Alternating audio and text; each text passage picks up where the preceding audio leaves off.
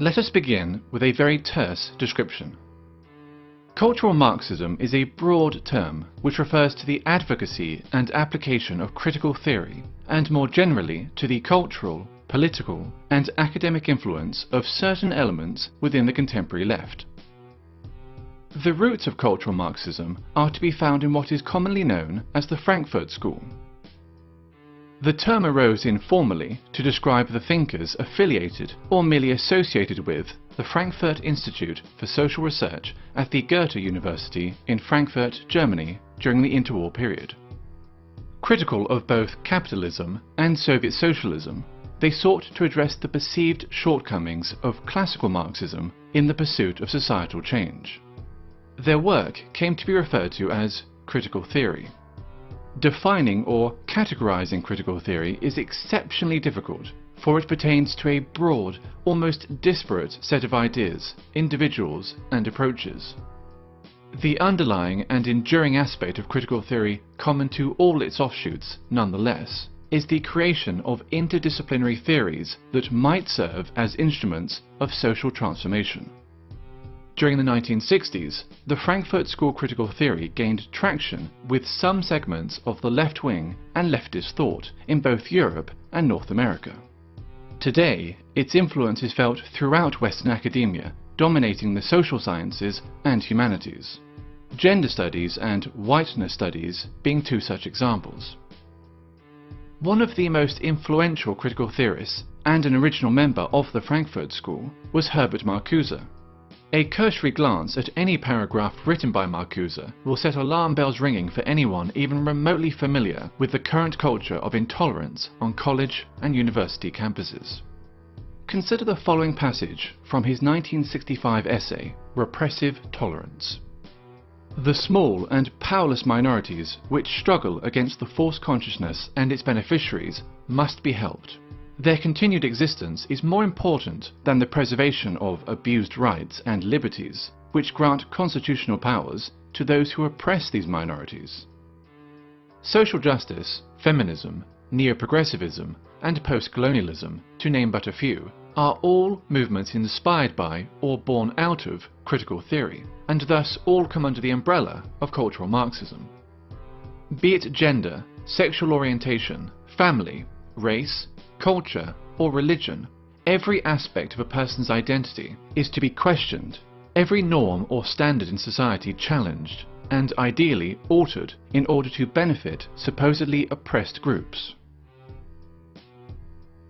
Classical Marxism saw class conflict as occurring between the bourgeoisie and the proletariat, between the haves and the have-nots. Cultural Marxism views such a conflict as existing between the oppressed and the oppressors, between those with privilege and those without it. The working class has been replaced by minorities. Majority groups are typically defined as privileged and oppressive, with minority groups accordingly labelled underprivileged and oppressed. Heterosexuals are oppressive. Cisgender people are oppressive. Whites are oppressive, especially white men. Christians are oppressive. Those that do not fit into these groups are thus considered oppressed. It stands to reason, therefore, that if heterosexuals are oppressors, the solution is to encourage other forms of sexuality.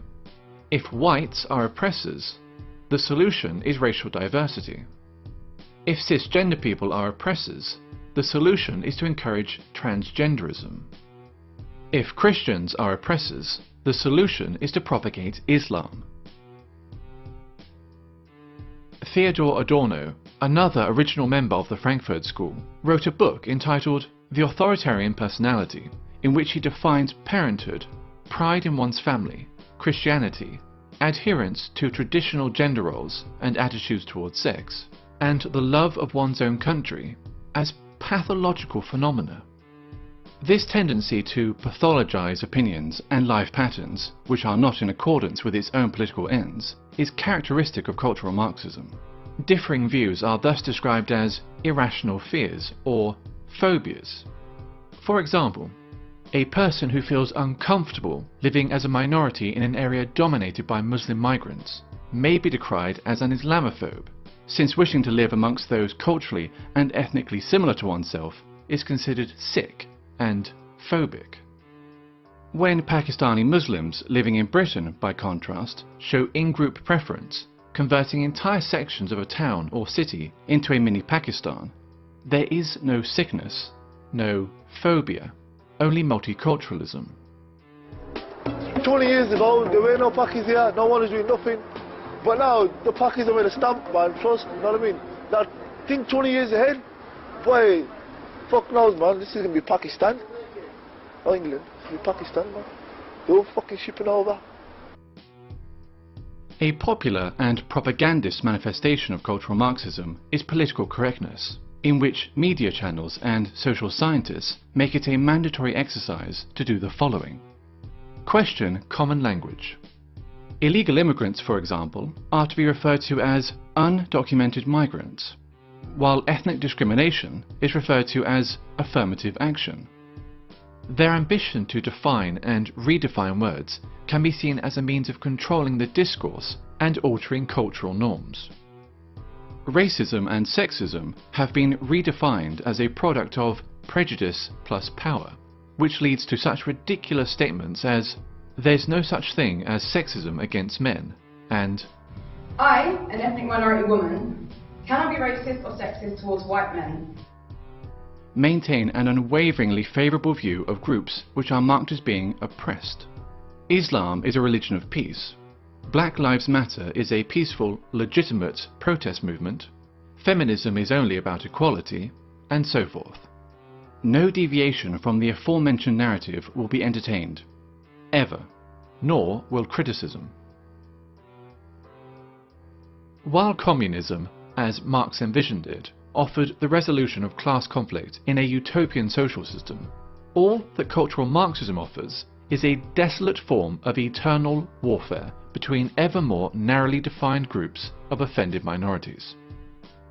The only meaningful consequence that its wide application could possibly ever have is the marginalization of traditional European culture.